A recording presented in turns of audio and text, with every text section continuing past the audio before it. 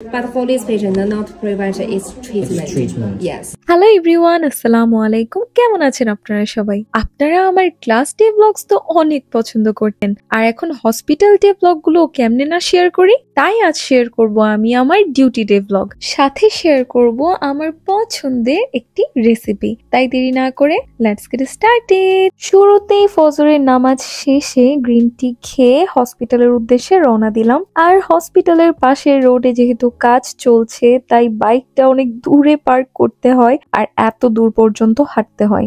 এই জন্যই বাসা থেকে একটু আর্লি বের হয়েছিলাম, কারণ 8টার মধ্যে আমাদের হসপিটালে ঢুকতে হবে। আর অ্যাটেন্ডেন্স যদি 8টার মধ্যে না দেওয়া হয় তাহলে তো নির্ঘাত অ্যাবসেন্ট। পৌঁছে গেলাম হসপিটালে, ভাগ্যিস সেখানে একটা গ্লাস আছে। আর এই তো আমাদের টিচার পৌঁছে গেল, এখন আমরা যাব অ্যাটেন্ডেন্স দিতে। আর এটা হচ্ছে আমাদের টিচার্সদের রুম, যেখানে আমরা এক এক করে অ্যাটেন্ডেন্স দিলাম। আপনারা দেখতেই পাচ্ছেন সবাই একের পর এক সিগনেচার করছে। আজ থেকে শুরু হলো আমাদের এন্ডোক্রাইনোলজি ডিপার্টমেন্ট। সিগনেচার শেষে আমরা টিচারের সাথে রাউন্ডে গেলাম আর এক এক করে পেশেন্টস দেখছিলাম। আর আমাদের যে টিচার ছিলেন, যে সুপারভাইজার, তিনি তো খুবই অমায়িক, যে কোনো কিছুই তিনি খুবই ডিটেলসে আমাদের বুঝিয়ে বলছিলেন। আমাকে অনেকেই জিজ্ঞেস করে যে আপু, আপনাদের টিচারগুলো কেমন? ইন্টার্নশিপে কি ইংলিশে হিস্ট্রি নিতে হেল্প হয়? তাহলে আমি বলবো হ্যাঁ, মাশাআল্লাহ, চাইনার টিচার গুলো খুবই ডিসেন্ট এন্ড ফ্রেন্ডলি। তারা ইংলিশে এক্সপ্লেইন করে, কিন্তু মাঝে মাঝে কয়েকজন আপনার মনের মতো হবে না, তা স্বাভাবিক। অবশ্যই ভালো, কম ভালো, খারাপ তো সবখানেই থাকে। সো সেই ক্ষেত্রে আপনার একটু অ্যাডজাস্ট করে নিতেই হবে। High risk to the heart disease. If not very high risk, we do not use aspirin for prevention.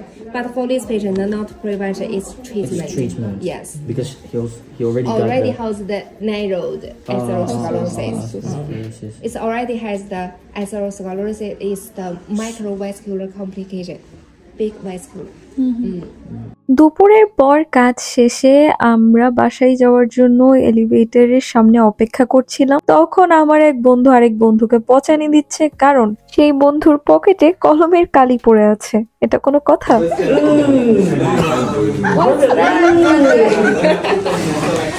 What's that, brother? Hello, brother. I was like, let me. এখনো হসপিটাল থেকে বের হইনি, কিন্তু আমার অনেক বেশি টায়ার্ড লাগছিল। যাওয়ার পথে ভাবলাম আমার কিছু কোয়াইডি মানে পার্সেল এসেছে, সেগুলো রিসিভ করি। বলতে না বলতেই চলে এলাম কোয়াইডি প্লেসে। আর দেখতেই পারছেন কতগুলো জিনিস এসে গেছে। আমার জিনিসগুলোর জন্য বেশ কয়েকদিন যাবত অপেক্ষা করছিলাম। প্রথমটা হচ্ছে সেরাভির ময়শ্চারাইজিং লোশন, আর এটা হচ্ছে চাইনিজ একটি শ্যাম্পু। আমি এই শ্যাম্পুটি আগে কখনো ইউজ করিনি, বাট দেখি কেমন হয়। অনেকগুলো ভালো রিভিউ দেখলাম। অর্ডার করলাম দুটি কিউট কিউট বো ক্লিপস আর দুটি ক্ল ক্লিপস, যেহেতু হসপিটালে যাওয়ার সময় উঁচু করে চুল বাঁধা লাগে। এরপর জোহরের নামাজ পড়ে করব হালকা একটু রূপচর্চা, আর রূপচর্চার জন্য নিলাম থানাকা। আর এটা আপনারা হয়তো অনেকেই শুনেছেন। আমি দেশে যাওয়ার পর আম্মু আমাকে জোর করে থানাকা ট্রাই করতে বলল।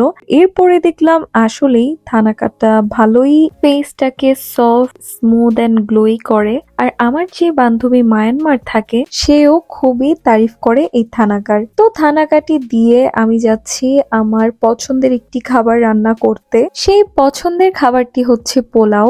দেশ থেকে আসার পর যখনই পোলাও রান্না করেছি, তখনই সাথে আম্মুর দেওয়া ড্রাই চিকেন গুলো অ্যাড করে মোরগ পোলাও বানিয়ে ফেলতাম। কিন্তু আজ চিকেনের শেষ 4টি টুকরো আছে, তাই কষ্ট লাগছে। আর এদিকে পেঁয়াজ কাটতে কাটতে আমার চোখ তো জ্বলে পুড়ে শেষ।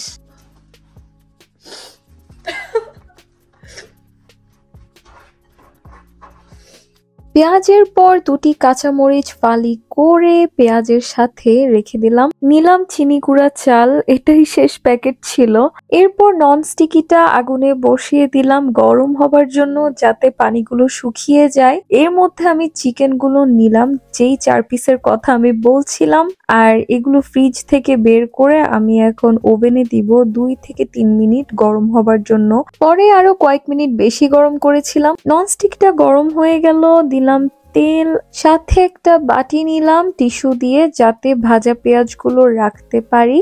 বেরেস্তা উঠিয়ে নেওয়ার পর সে তেলেই অ্যাড করলাম আরং ঘি আর ঘিটা একটু গরম হতেই দিয়ে দিব গরম মশলা। এখানে আপনারা দেখতেই পারছেন কি কি আছে, এলাচ, দারচিনি, তেজপাতা, লং। তা একটু নাড়াচাড়া করে দিয়ে দিলাম বাকি পেঁয়াজগুলো।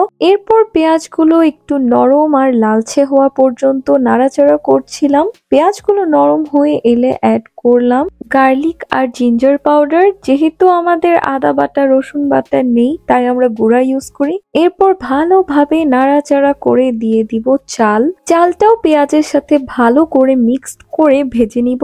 চাল একটু ভেজে নেওয়ার পর অ্যাড করব 1 কাপ দুধ। যেহেতু লিকুইড ছিল না, তাই নেসলের গুঁড়ো দুধটাই আমি পানির সাথে গুলিয়ে অ্যাড করলাম আরো 2 কাপ পানি। আর এই হচ্ছে পানি দেওয়ার পরের অবস্থা।